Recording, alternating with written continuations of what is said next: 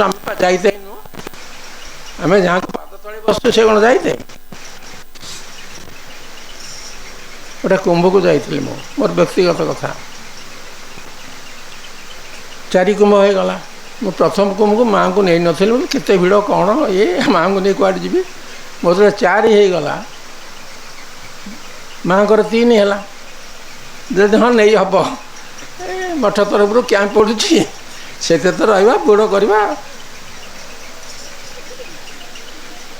ठाकुर कही कौन ठाकुर कही जे खेपादास भट्टाचार्य पचारुंट प्रथम कुंभ जो ठाकुर जाइए कुंभयोग बही पढ़े ठाकुर जाऊँच खेपादास भट्टाचार्य पचारि ठाकुर ये आमर कम कौन कौटी फरद्वार कुंभे ना ब्रह्मकुंड स्नान साधु दर्शन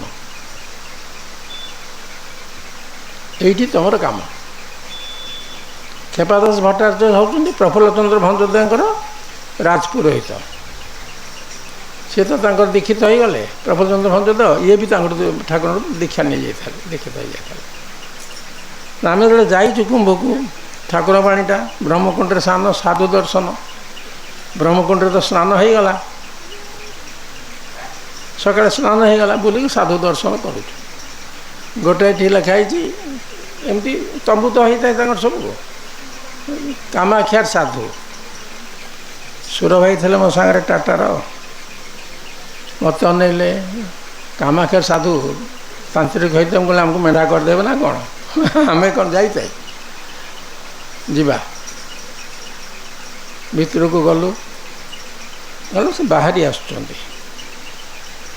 कहले जस्ट 2 मिनिट्स मैं 2 मिनट भर फेरी आसबि आम अनैलु गोटे पड़ी आउ जो मैंने भिजिटर्स में पड़ी ता 4 गोड़ हाड़ गोड़ मुंड सजाई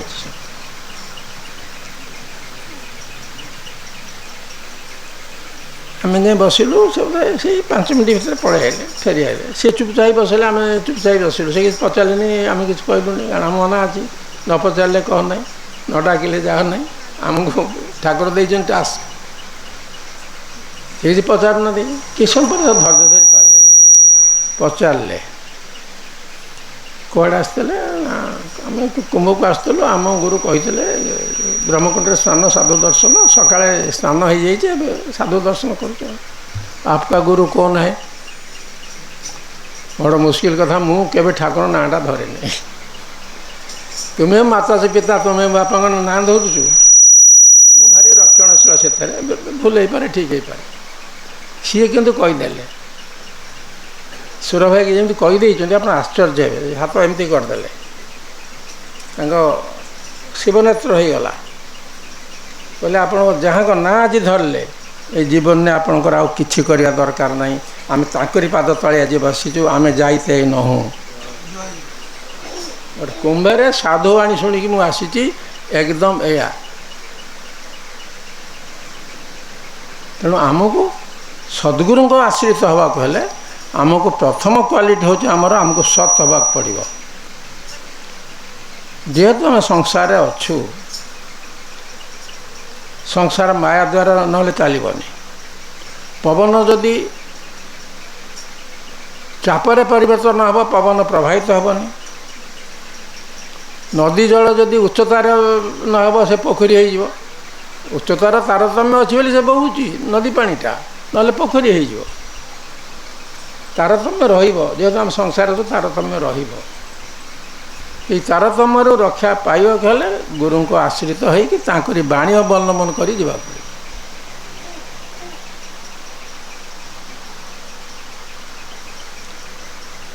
जय गुरु कथा छाड़ी उत्तेजना परिहार कर तुम मन आज तप निरत होगा पड़ो धर्म को प्रत्यक्ष उपलब्धि करने पथर देहर मनर जो सब जंजाल रही तपस्या कि से जंजाल गुड़ी को भस्मीभूत करने को हम से अनिर्बाण तपस्यार अग्नि आवश्यक से मन बुद्धि पोड़ी जली भस्म हो पुणी नूतन रूप धारण कर केवल मन द्वारा नुहे बुद्धि द्वारा नुहे देह द्वारा नुहे धर्म को प्रत्यक्ष करने को हम से स्थूल देह नुहे तपस्या तापर जो भगवत देह मिले से दिव्य देह द्वारा धर्म को प्रत्यक्ष करने देश में आज दुर्गति कहीं ଧର୍ମ ବିଶ୍ୱର ମୂଳ ଶିଥିଳ ହୋଇଯାଇଛି ବୋଲି ସମାଜରେ ଦେଶରେ ଆଜି ପୂର୍ବପରି ଧର୍ମଧର ପୁରୁଷ ନାହାନ୍ତି। ରାଜା ସେ ବି ବସିଛନ୍ତି, କପତ ଗୋଡ଼େଇଛି ଆକୁ ଖାଇବ, ଛଞ୍ଚାଣ ଗୋଡ଼େଇଛି, ସେ ଆସି ପଡ଼ିଗଲା ତାଙ୍କ କୋଡ଼େରେ। ସେ ଆସି କହୁଛି ମୋର ଖାଦ୍ୟ ମୋତେ ଦେଇଦିଅ, ତୁମେ ଆଉ କାହିଁ ଧରିଛ? ନା ସେ ମୋର ଆଶ୍ରିତ, ମୁଁ କେମିତି ତାକୁ ଖାଇବା ମୁହଁକୁ ଦେଇଦେବି? ସେ ମୋର ଶରଣାଗତ, ମୁଁ କେମିତି ତାକୁ ଦେଇଦେବି? ଆର ଅଲ୍ଟରନେଟିଭ୍ କ'ଣ କହ, କ'ଣ ନେଲେ ସନ୍ତୁଷ୍ଟ ହେବ? ତାରି ଓଜନ ଯଦି ମାଂସ ଦେଇପାରିବ, ତୁମ ଦେହର ମାଂସ, ତାହେଲେ ମୁଁ ସନ୍ତୁଷ୍ଟ ହେବି। ହଉ, ତରାଜୁ ଅଣାଗଲା, ଗୋଟେ ପଟେ କପତ ବସିଛି, ଆର ପଟେ ଆଉ ମାଂସ କଟା ହେଇ ରହିଛି, ସବୁବେଳେ କପତ ଓଜନିଆ। ଶେଷରେ ରାଜା ଶିବି ଯାଇକି ନିଜେ ବସି ପଡ଼ିଲେ, ନେ ପୁରା ଦେହଟାକୁ ଖାଇଦେ, ଡିମେଣ୍ଡ ଉପରେ ଛାଡ଼ିଦେ। ପ୍ରକଟ ହେଇଗଲେ ମୁଁ ରାଜା ଇନ୍ଦ୍ର, ଧର୍ମ ପରୀକ୍ଷା କରିବାକୁ ଆସିଥାଏ। ଧର୍ମ ଜଗତରେ ଅଡ଼େଇରେ ବହୁତ ପରୀକ୍ଷା ମା ଆସିବ, ଆମକୁ ବହୁତ ପରୀକ୍ଷା ଆସିବ, ପ୍ରତିଦିନ ଆସିବ, ସଂସାର ଆସିବ, ସଂଘରୁ ବି ଆସିବ, କିନ୍ତୁ ଆମକୁ ସତ୍ୟନିଷ୍ଠ ହେବାକୁ ପଡ଼ିବ। ଠାକୁର ସେଇଟା ଆମଠୁ ଆଶା କରୁଛନ୍ତି, ତୁମମାନେ ସତ୍ୟନିଷ୍ଠ ହୁଅ। ଏଇ ଗୋଟିଏ ସାଧନା ଚାଲୁ, ବର୍ଷକ ପାଇଁ ଚାଲୁ। ଆର ବର୍ଷ ଆମେ କେତେ ଥିଲୁ, ଏ ବର୍ଷ କେତେ ହେଲୁ?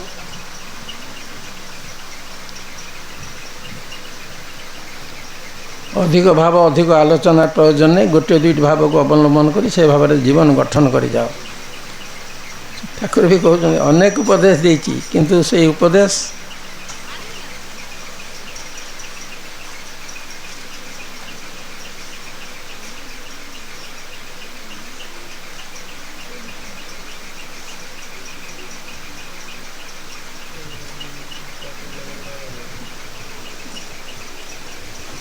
ଉଡ଼ିବ, ଓହ୍ଲେଇ ସେପଟେ ଦେଇ ହେବ।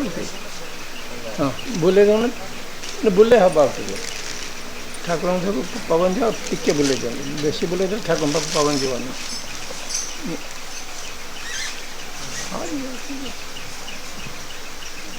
ହଁ, ଉଡ଼ୁଛି ତ।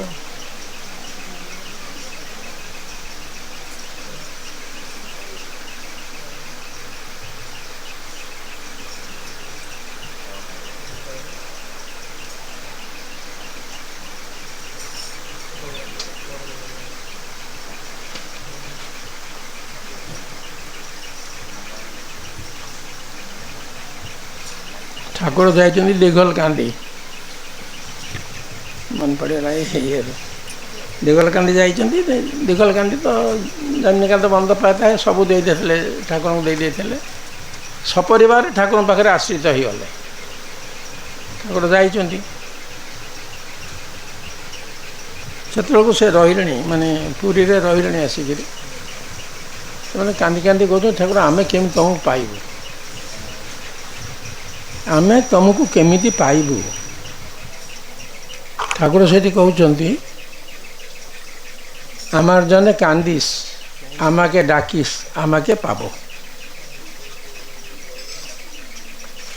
ମୋ ପାଇଁ ନିଜେ କାନ୍ଦି ପାରିବ ଏବଂ ମୋତେ ନିମନ୍ତ୍ରଣ କରିବ, ଡାକିସ୍, ସବୁବେଳେ ତାଙ୍କୁ ନାମ ନେଉଥିବ, ଇଏ କରୁଥିବ, ଆମକେ ପାବ। ସହଜ ସରଳ ସାଧନା ଆମ ପାଇଁ ଆମ ଗୁରୁ ଦେଇଛନ୍ତି। ଆଠୁ ଆଉ କ'ଣ ସହଜ ହେଇପାରେ?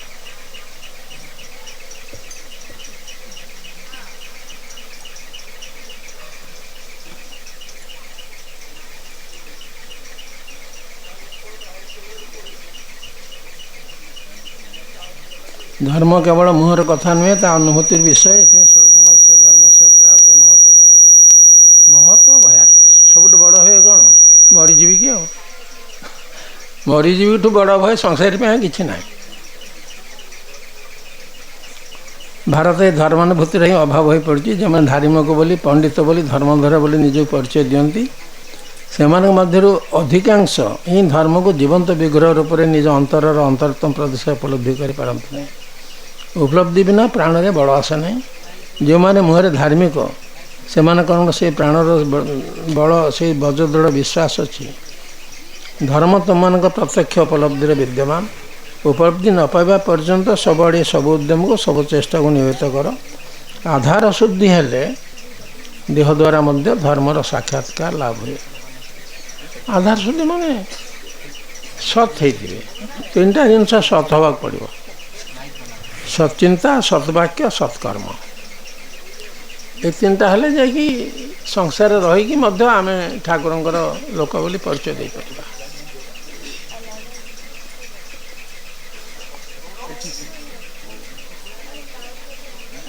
ଦେହର ମନର ବିନ୍ଦୁମାତ୍ର ମାଳିନ୍ୟ ବିଦ୍ୟମାନ ଥିବା ପର୍ଯ୍ୟନ୍ତ, ଦେହର ମାଳିନ୍ୟତା ହେଲା ଅସୁସ୍ଥତା। ମନର ମାଳିନ୍ୟତା କ'ଣ? ଦୁଶ୍ଚିନ୍ତା। ଏ ଦୁଇଟା ଛାଡ଼ିବାକୁ ପଡ଼ିବ। ଦେହର ମନର ମାଳିନ୍ୟତା ବିଦ୍ୟମାନ ଥିବା ପର୍ଯ୍ୟନ୍ତ ଜୀବନ୍ତ ଅନୁଭୂତ ପରଶ ପାଇବା ଅସମ୍ଭବ।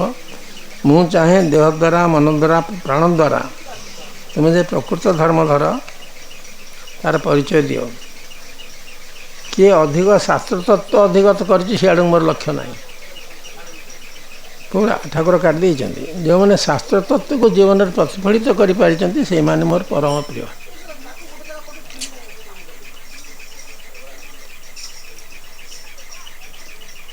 ଆଜି ଯେ ଠାକୁରଙ୍କ ଆଗରେ ଠାକୁରଙ୍କର ଆଶ୍ରିତ ଆମେ ବସିଛୁ, ଯଦି ଏଇଟା ହେଇନି ଆଜି ଶପଥ ନିଅନ୍ତୁ ମୁଁ ଠାକୁରଙ୍କର ଏଇ ବାଣୀଟାକୁ ଜୀବନରେ ପାଳନ କରିବି, ତାହେଲେ ହେବ। ଭଜନ ଆଉ ଦାନ ଏଇ ଦୁଇଟା ଜିନିଷ ହିନ୍ଦୁ ଶାସ୍ତ୍ରରେ କହୁଛନ୍ତି କାଲିକି ରଖ ନାହିଁ, ଆଜି ସାର ତାକୁ। କିଏ ଜାଣେ କାଲି କ'ଣ ହେବ। ଭଜନ ଆଉ ଦାନ ଏ ଦୁଇଟା କାଲିକି ରଖ ନାହିଁ, ଆଜି ସାର।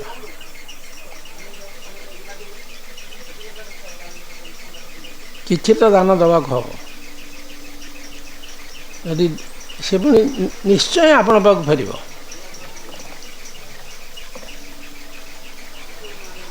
ଜଣେ ଥିଲେ ଭାରି କଞ୍ଜୁସ୍, ମାନେ କିଛି ଦେବାକୁ ତାଙ୍କୁ ଭାରି କଷ୍ଟ।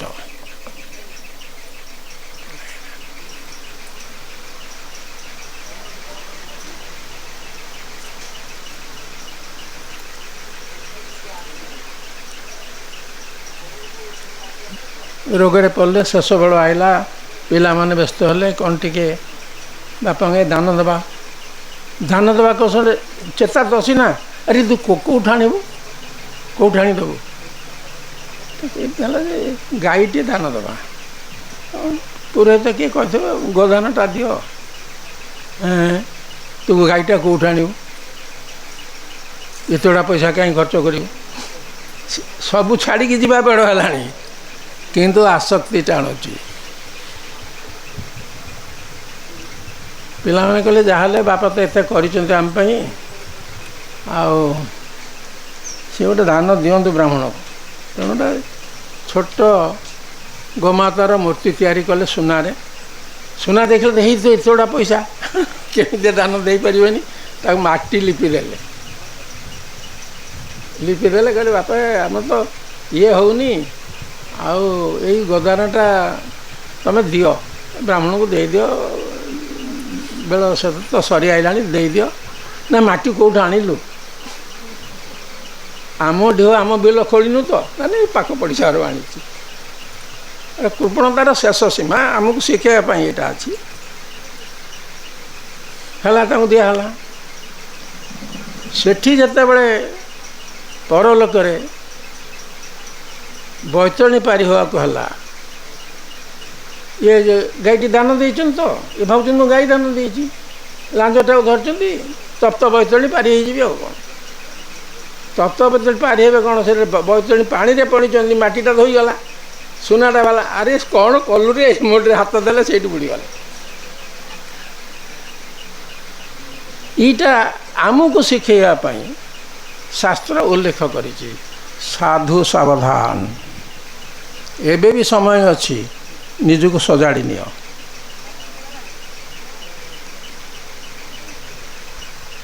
ହିନ୍ଦୁ ଧର୍ମ କହୁଛି ଭୋଜନରେ ବସିଲା ବେଳକୁ ଦେଖ ତୁମ ପାଖରେ, ଚାରି ପାଖରେ କେତେ ହାତ ଦୂର ବୋଲି ଥିବ ମୋର ମନେ ନାହିଁ। ଆରି ଭିତରେ କି ଅଭୁକ୍ତ ନାହିଁ ତ? ଯଦି ସେ ଅଭୁକ୍ତ ଅଛି ତୁମେ ପାଉଛ, ତାହେଲେ ପାପର ଭାଗୀ ହେବ।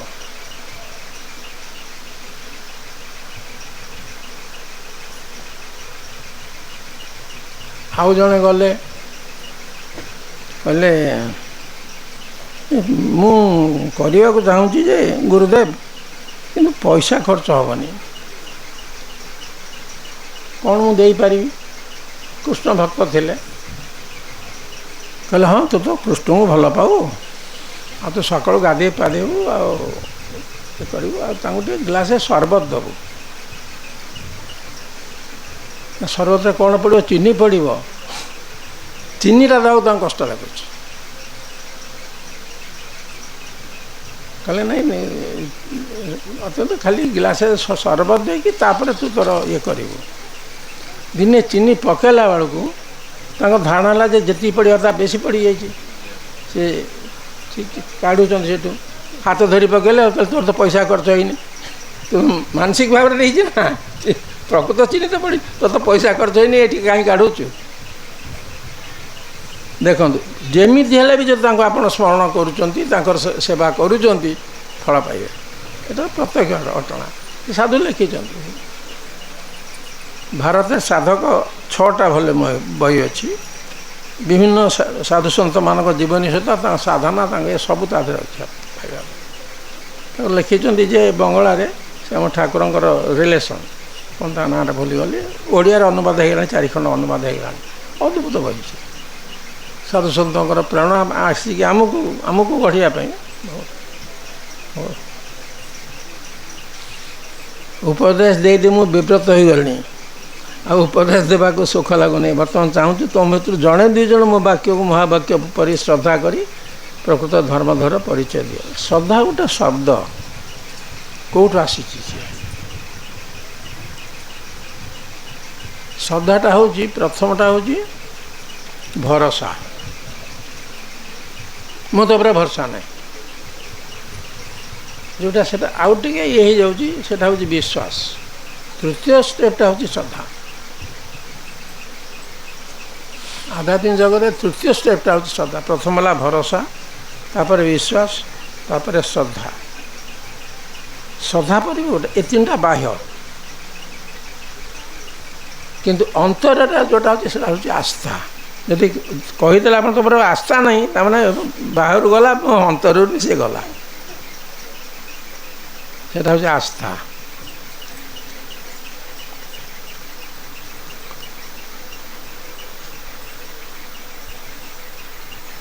ନିର୍ବିକଳ୍ପ ସମାଧି ଲାଭ କଲା ପରେ ମୋ ଭିତରେ ଗୋଟେ ପ୍ରଶାନ୍ତି ଭାବ ଜାଗିଲା ଯେ ସେତେବେଳେ ଜଗତର କୋଳାହଳ ଭିତରକୁ ଆସିବାକୁ ଆଦୌ ଇଚ୍ଛା ହେଉନଥାଏ। ବଣ ଜଙ୍ଗଲରେ ଜନମାନବ ସମ୍ପର୍କ ଶୂନ୍ୟ ସ୍ଥାନରେ ଜୀବନର ଅବଶିଷ୍ଟ ଦିନ କେତୋଟି କଟାଇ ଦେବାକୁ ମନରେ ପ୍ରବଳ ଭାବନା ଖେଳୁଥାଏ। କିନ୍ତୁ ଜଗତଗୁରୁଙ୍କର ଅଭିପ୍ରାୟ ଅନ୍ୟ ପ୍ରକାର। ତେଣୁ ଲୋକହିତ ନିମିତ୍ତ ସେ ମୋତେ ଜନସଭାକୁ ପଠାଇଦେଲେ। ଏହି କାରଣରେ ହିଁ ତୁମମାନଙ୍କୁ ଧରି ମୁଁ ଜଡ଼ିତ ହୋଇ ରହିଛି। ତୁମମାନେ କେହି ହେଲେ କାମନା ଶୂନ୍ୟ ହୋଇ ଠାକୁରଙ୍କ ନିକଟକୁ ଆସିନାହ। ପ୍ରତ୍ୟେକଙ୍କ ଅନ୍ତରରେ କୌଣସି ନା କୌଣସି କାମନା ନିଶ୍ଚୟ ଅଛି। ଠାକୁରଙ୍କର ଆଶ୍ରୟ ନେଲେ ସେ କାମନା ସିଦ୍ଧ ହେବ ବୋଲି ତୁମମାନେ ମୋର ଆଶ୍ରୟ ନେଇଛ।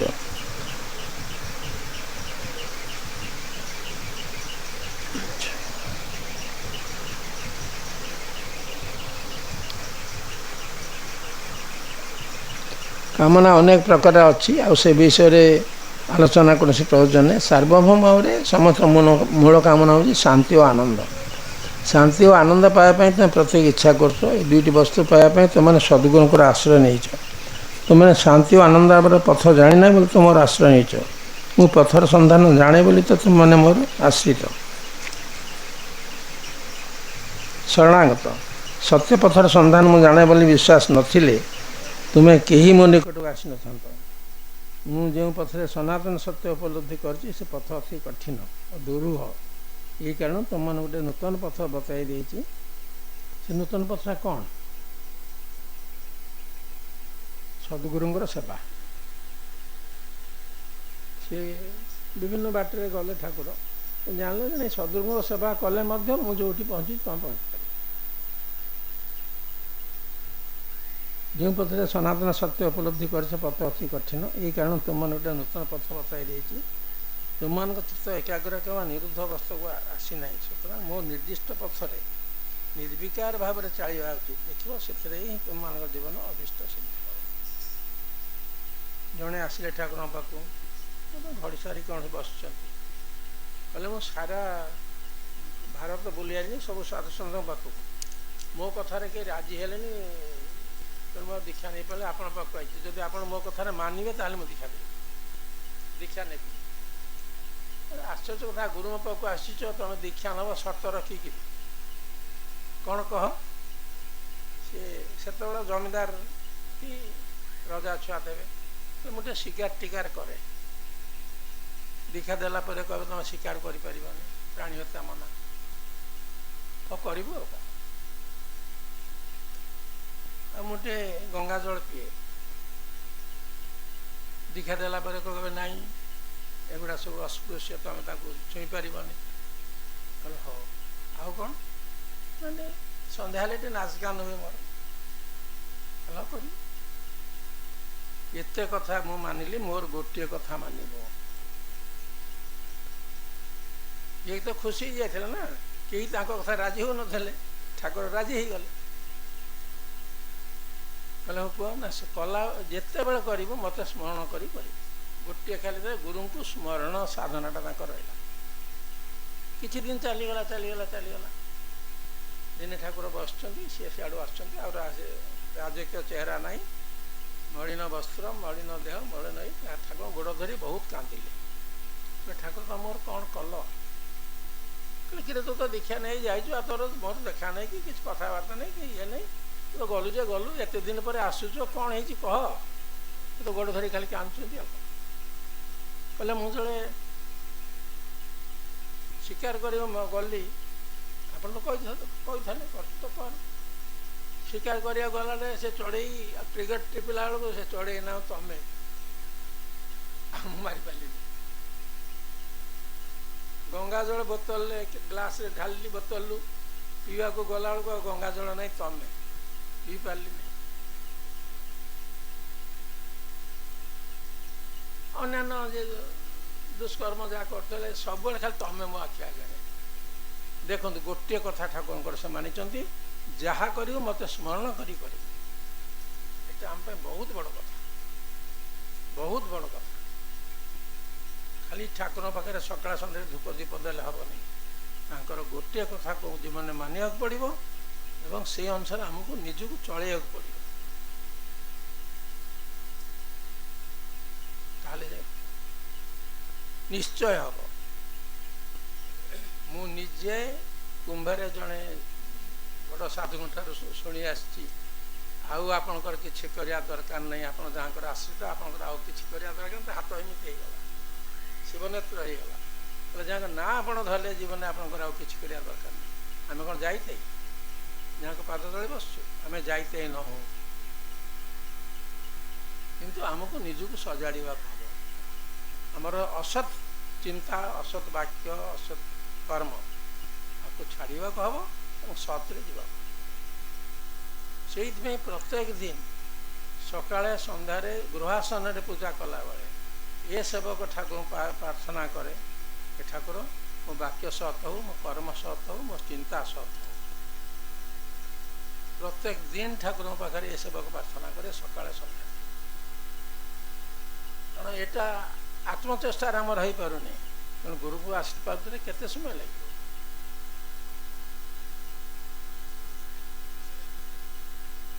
ଅନ୍ତିମ ଏଇଟା ପ୍ରତ୍ୟକ୍ଷ ଉପଲବ୍ଧି, ପ୍ରତ୍ୟକ୍ଷ ଉପଲବ୍ଧି ଉପଲବ୍ଧି।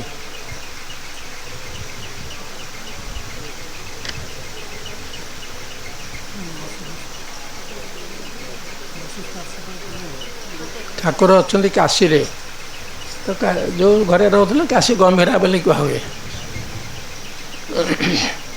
କାଶୀରେ ନିଗମ ପରିବାର ଝିଅଟିଏ ବାହା ହେଇଛନ୍ତି, ଯେଉଁଠି ବାହା ହେଇଛନ୍ତି ତାଙ୍କର ଗୁରୁ ଅଛନ୍ତି। ସେଠୁ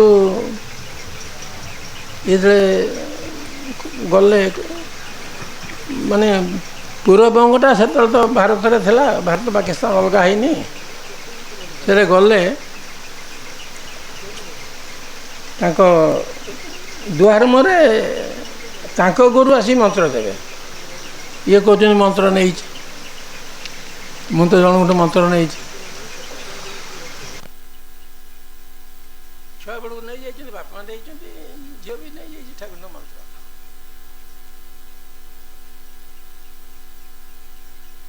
ଠାକୁର ରହୁଥିଲେ କାଶୀରେ, ଯେଉଁଟାକି ଯେଉଁ ଘରେ ରହୁଥିଲେ ସେଠୁ କାଶୀ ଗମ୍ଭୀରା କହୁଥିଲା। ସେଠୁ ସେ ଗଲେ, କହିଲେ ରହ, ସେ କେମିତି ମୁଁ ତାଙ୍କୁ ଟିକେ ଟେଷ୍ଟ କରିକି ଆସେ। ଗଲେ ଠାକୁରଙ୍କ ପାଖକୁ, ଗୋଟିଏ ପ୍ରଶ୍ନ ସେ ପଚାରିଥିଲେ ଯେ ଯେଉଁମାନେ ଇଏ ମୁକ୍ତି ପାଉଛନ୍ତି, ସାଧୁତ୍ୱ ସାଜୁଜ୍ୟ ଶାସ୍ତ୍ରୀ ଶ୍ରେଷ୍ଠ ମୁକ୍ତିଟା, ସେମାନେ କେଉଁଠି ରହୁଛନ୍ତି? ତାଙ୍କର ଗତି କ'ଣ ହେଉଛି, କେଉଁଠି ରହୁଛନ୍ତି? ଠାକୁର କହିଲେ ଜଗତର 3 ପାଦ ବ୍ୟକ୍ତ, ଗୋଟେ ପାଦ ଅବ୍ୟକ୍ତ, ସେମାନେ ସେ ଅବ୍ୟକ୍ତରେ ସ୍ଥାନ ପାଉଛନ୍ତି। କହିଲେ ମୁଁ ଋଷିକେଶ ଠାରୁ ଯେତେ ସାଧୁ ସନ୍ନ୍ୟାସୀଙ୍କୁ ପଚାରି ଆସିଛି ଏଇ କଥାଟା କେମିତି ବୁଝିପାରୁନଥିଲି, ଭାରି ଖୁସି ହେଇଗଲେ। ଖୁସି ହେଇକି ଆଙ୍କ ପାଖକୁ ଆସିଲେ। ଇଏ ତ ଠାକୁରଙ୍କୁ ଆଗ ନେଇଛନ୍ତି, କୁହନ୍ତୁ ଆଉ ଥରେ ନେବାକୁ, ମାନେ ନୂଆ ବୋହୂଟିଏ, କିନ୍ତୁ ଶାଶୁ ଶ୍ୱଶୁର ସବୁ ଆଙ୍କର। ଇଏ କହିଲେ ନାଇଁ ତୁ ଆଉ ଥରେ ମନ୍ତ୍ର ନେବୁ, ମୁଁ ବି ତାଙ୍କଠୁ ମନ୍ତ୍ର ନେବି, ଚାଲ। ଠାକୁରଙ୍କଠୁ ଆସି ଦୀକ୍ଷିତ ହୋଇ ତାଙ୍କ ଶିଷ୍ୟ ହେଇଗଲେ। ତେଣୁ ସବୁବେଳେ ଆମ ଚିନ୍ତାରେ, ଆମ ବାକ୍ୟରେ, ଆମ କର୍ମରେ ଠାକୁର ହିଁ ଗାଇଡ଼ କରୁଥିବେ। ଯଦି ହେଇଛି ଦେଖିବେ ଆମ ଜୀବନଟା, ବାହାରେ ତ ରହିବ ସଂସାର ଜଞ୍ଜାଳ, କିନ୍ତୁ ଭିତରଟା ଆନନ୍ଦରେ ଖାଲି ଡେଇଁବ।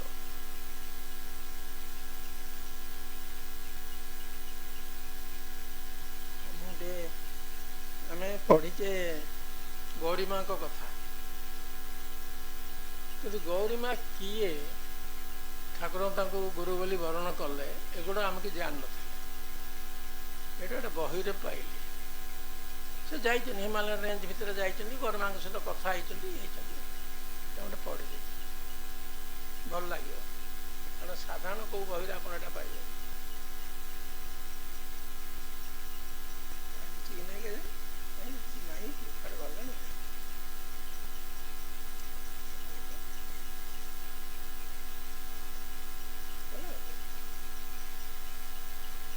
ତୃତୀୟ ନୟନ।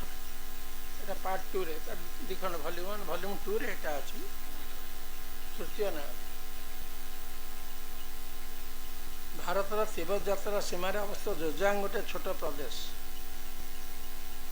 ଯିଏ ଲେଖୁଛନ୍ତି ସେ କହୁଛନ୍ତି ସେ ପଶିଛନ୍ତି ହିମାଳୟ ରେଞ୍ଜ ଭିତରେ, ବିଭିନ୍ନ ସାଧୁ ସନ୍ନ୍ୟାସୀଙ୍କ ସହିତ ଦେଖା କରିଛନ୍ତି। ଗୋଟେ ଅପୂର୍ବ ବହି ସାଧୁମାନଙ୍କ ଉପରେ। ଗୋଟେ ଜାଗାକୁ ଗଲେ ସେ ଗୁମ୍ଫା ଭିତରେ ଖାଲି ଡେଡ୍ ବଡି ଗୁଡ଼ାକ ଅଛି ସାଧୁମାନଙ୍କର, କିନ୍ତୁ ପଚୁ ନେଇକି ନଷ୍ଟ ହେଉନି।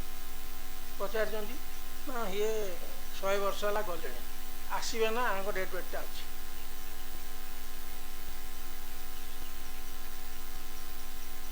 ଜୋଜାଙ୍ଗ ଗୋଟେ ଛୋଟ ପ୍ରଦେଶ, ତିବ୍ବତର ସେଟା ଲୁଣ ବ୍ୟବସାୟ ପାଇଁ ଏଇଟା ପ୍ରସିଦ୍ଧ। ସେହି ସ୍ଥାନରୁ ପ୍ରାୟ 2 କିଲୋମିଟର ଦୂରରେ ପାହାଡ଼ର ନିମ୍ନ ଦେଶରେ ଛୋଟ ପ୍ରାକୃତିକ କୁଣ୍ଡ ରହିଛି। ସେ କୁଣ୍ଡକୁ କାଳୀ ନଦୀର ଛୋଟ ଧାରା ବାହାରି ସେ ଇଲାକାରେ ପ୍ରଚଣ୍ଡ ବେଗରେ ଗତି କରେ। ମୋର ଯିଏ ଲେଖୁଛନ୍ତି ସେ କହୁଛନ୍ତି ମୋର ତନ୍ତ୍ର ସାଧିକା ଗୌରୀମାଙ୍କ ଦର୍ଶନ କରିବା କଥା। ତନ୍ତ୍ର ସାଧିକା ଶବ୍ଦଟା ଆମକୁ ବଡ଼ ଅଡ଼ୁଆ ଲାଗିଲା। ଠାକୁର ତ ତାଙ୍କଠୁ ପ୍ରେମ ସାଧନା ନେଲେ, ଆଉ ସିଏ ତନ୍ତ୍ର ସାଧିକା କେମିତି ହେଲେ? କ'ଣ ଏଇ ଗୌରୀମା ନୁହନ୍ତି କି? ଆସୁଛି ଏଇ ଉଦ୍ଦେଶ୍ୟରେ ମୁଁ ଜୋଜାଙ୍ଗ ଯାଇଥିଲି। ଗୌରୀମାଙ୍କ ନିବାସ ସ୍ଥଳ ଖୋଜିବା ପାଇଁ ମୋତେ ଅଧିକ କଷ୍ଟ କରିବା ପଡ଼ିଲା ନାହିଁ। କାଳୀ ନଦୀର ଉଦ୍ଗମ ସ୍ଥଳ କାଳୀକୁଣ୍ଡ ଉପରେ ଥିବା ଭଦ୍ରକାଳୀଙ୍କର ଅତି ପ୍ରାଚୀନ ମନ୍ଦିର ଥିଲା। ମନ୍ଦିର ତ ଛୋଟ ଥିଲା, କିନ୍ତୁ ସ୍ଥାପିତ ଦେବୀ ପାଷାଣ ପ୍ରତିଭା ଭବ୍ୟ ଜାଗ୍ରତ ଥିଲେ। ଯେତେବେଳେ ମୁଁ ସେଠାରେ ପହଞ୍ଚିଲି, ମୁଁ ସର୍ଟକଟ୍ କରିଦେଉଛି, ସେତେବେଳେ ବୃକ୍ଷ ତଳେ ଚଉତରା ଉପରେ ଧ୍ୟାନସ୍ଥ ଗୌରୀମା ବସିଥିଲେ। ସୁଗଠିତ ଦେହ, ଯଷ୍ଟି ଗୌରବର୍ଣ୍ଣ, ଜଟାଜୁଟ ପରି ବାଳ, ଶରୀର ଉପରେ କଷାୟ ବସ୍ତ୍ର, ଗଳାରେ ରୁଦ୍ରାକ୍ଷ ମାଳା।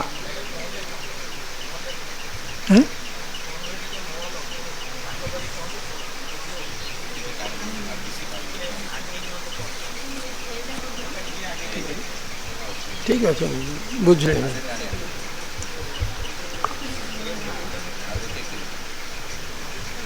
ଯେତେବେଳେ ମୁଁ ସେଠାରେ ପହଞ୍ଚିଲି ସେତେବେଳେ ବୃକ୍ଷ ତଳେ ଚଉତ୍ରା ଉପରେ ଧ୍ୟାନସ୍ଥ ହୋଇ ଗରିମା ବସିଥିଲେ। ସୁଗଠିତ ଦେହ, ଯଷ୍ଟି ଗୌରବର୍ଣ୍ଣ, ଜଟାଜୁଟ ପରି ବାଳ, ଶରୀର ଉପରେ କଷାୟ ବସ୍ତ୍ର, ଗଳେ ରୁଦ୍ରାକ୍ଷ ମାଳା, ଉନ୍ନତ ଲଲାଟ ଉପରେ ଲାଲ ଚନ୍ଦନ ପ୍ରଲେପ, ସାଧନାରେ ପ୍ରଖର ତେଜରେ ଦାବୁଦ କରୁଥିବା ମୁଖମଣ୍ଡଳ। ତାଙ୍କ ଆୟୁ 60-65 ବର୍ଷ ପାଖାପାଖି। ସମ୍ମୁଖରେ ମୁଁ ଯାଇ ଚୁପଚାପ ଠିଆ ହୋଇଗଲି। କିଛି ସମୟ ପରେ ଗରିମା ଆଖି ଖୋଲିଲେ ଓ ଜିଜ୍ଞାସା ଭାବରେ ମୋ ଆଡ଼କୁ ଦେଖିଲେ। ମୁଣ୍ଡ ନୁଆଇଁ ଅତ୍ୟନ୍ତ ବିନମ୍ର ଭାବରେ ପ୍ରଥମେ ନିଜର ପରିଚୟ ଦେଲି ଓ ପୁଣି ତିବ୍ବତ ଯାତ୍ରାର ଉଦ୍ଦେଶ୍ୟ ବତାଇଲି। ଶେଷରେ ନିଜର ଆସିବାର ପ୍ରୟୋଜନ ମୁଁ ବତାଇଲି। ମୋର କଥା ଧ୍ୟାନ ସହିତ ଶୁଣିଲେ ଗରିମା। ପୁଣି ସହଜ ଗମ୍ଭୀର ସ୍ୱରରେ ପ୍ରଶ୍ନ କଲେ, ତୁମର ଝୁଲାମୁଣି ବହୁତ ଭର୍ତ୍ତି ହୋଇସାରିଛି, ତୁମ ମୋଠାରୁ କ'ଣ ଚାହୁଁଛ? ସେ କେତେ ସାଧୁ ସନ୍ଥଙ୍କୁ ଦେଖା କରିଛନ୍ତି, ସେ ଉଦ୍ଦେଶ୍ୟ କରିଛନ୍ତି। ଜ୍ଞାନ ଯେତେ ପ୍ରାପ୍ତ ହେବ ସେତେ କମ୍।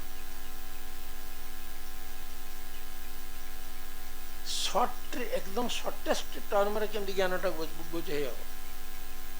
ଜ୍ଞାନ କ'ଣ? ସେ ହିଁ ସତ୍ୟ, ଆଉ ସବୁ ଅସତ୍ୟ। ଏହା ହିଁ ଜ୍ଞାନ। ଈଶ୍ୱର ହିଁ ସତ୍ୟ ଆଉ ଜଗତ ଅସତ୍ୟ। ଏହି ବୁଝିଯିବାଟା ଜ୍ଞାନ, ମାନେ ସର୍ଟେଷ୍ଟ ବୁଝିବା ପାଇଁ।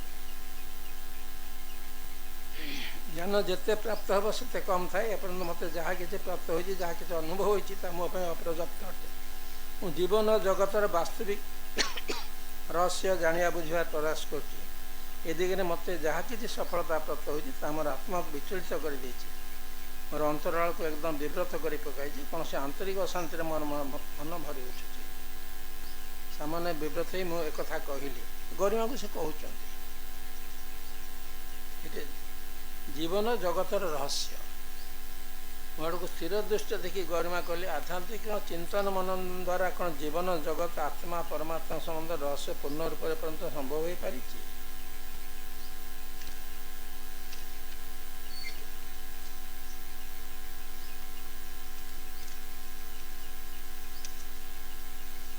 କ'ଣ ଏପର୍ଯ୍ୟନ୍ତ ଅଗମ୍ୟ ଅବୋଧ ଅଗୋଚର ଆତ୍ମା ପର୍ଯ୍ୟନ୍ତ ବେଦାନ୍ତ ଚିନ୍ତନ ଧ୍ୟାନ ଧାରଣା ସମାଧି ଦ୍ୱାରା ପହଞ୍ଚିବା ପ୍ରୟାସକାର ପୂର୍ଣ୍ଣ ରୂପରେ ସଫଳ ହୋଇଛି? ପ୍ରାୟତଃ ସଫଳ, ନିରର୍ଥକ। ଏଇଟା ଗରିମା ତାଙ୍କୁ କହୁଛନ୍ତି। କିଛି ସମୟରେ ଆକାଶକୁ ଶୂନ୍ୟରେ ଦେଖି ଗରିମା ଆଗକୁ କହିବାକୁ ଗଲେ, ମୁଁ କର୍ମ ଉପରେ ବିଶ୍ୱାସ କରେ। ପରମେଶ୍ୱର ଆମକୁ ଦୁଇଟି କରିଦେଇଛନ୍ତି। ସେ ଆମଠାରୁ କିଛି କରିବାର ଅପେକ୍ଷା ରଖନ୍ତି। କର୍ମ ବନ୍ଧନକାରୀ ହୋଇଥାଏ। ମହାପୁରୁଷଙ୍କ କହିବା ଅନୁସାରେ ଆବାଗମନଠାରୁ ମୁକ୍ତି ଚାହିଁଲେ କର୍ମର ତ୍ୟାଗ କରିବାକୁ ପଡ଼ିଥାଏ। ଡିଟେଲ ଆସୁଛି।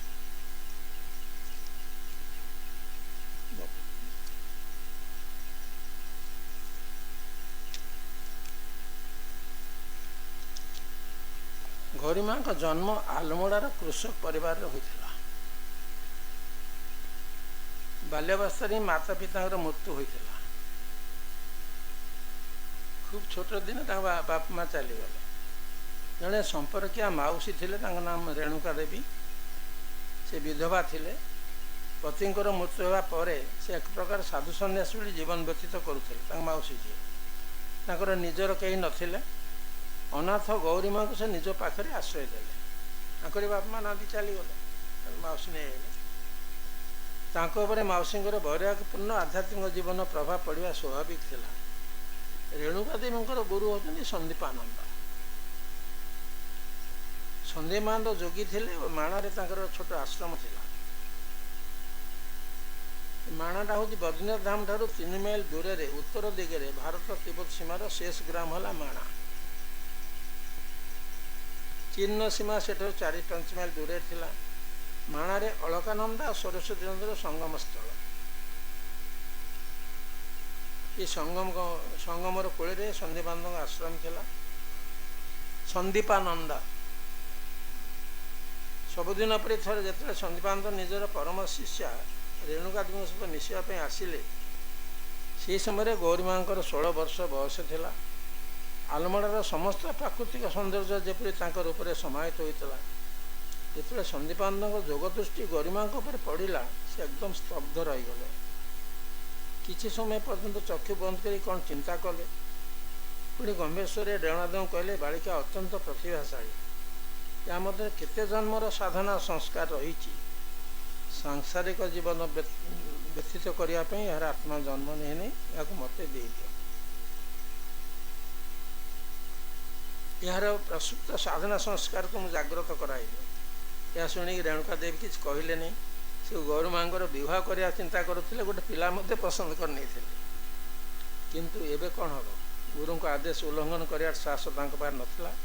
ସେ ମୁଣ୍ଡ ହଲାଇ ନିଜର ମନ ସ୍ୱୀକୃତି ଜଣାଇଲେ। ଏହିଠାରୁ ଗୌରୀମାଙ୍କର ଆଧ୍ୟାତ୍ମିକ ଜୀବନ ପ୍ରାରମ୍ଭ ହେଲା। ସନ୍ଧିବାନ୍ଧ ତାଙ୍କୁ ଆଶ୍ରମକୁ ନେଇ ଆସିଲେ। ପ୍ରଥମେ ଅଷ୍ଟାଙ୍ଗ ଯୋଗରେ ପାରଙ୍ଗତ କରାଇଲେ।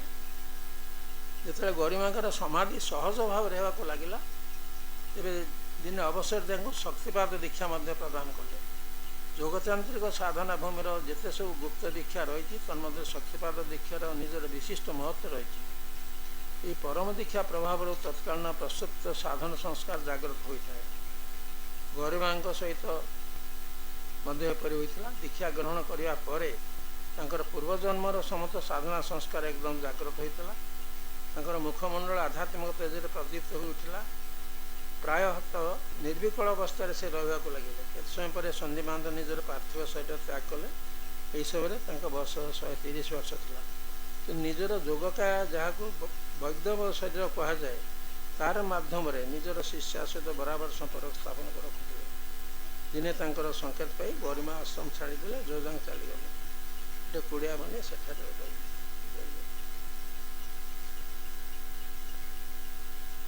ବାହାଘର ଠିକ୍ ହେଇଛି। ମାଉସୀ ବାହାଘର ଠିକ୍ କରିଛନ୍ତି, ବର ଠିକ୍ ହେଇଛି। ଗୁରୁ ଯାଇ ପହଞ୍ଚିଗଲେ। ଆଉ ପ୍ରାର୍ଥନା ଟିକେ କରନ୍ତୁ।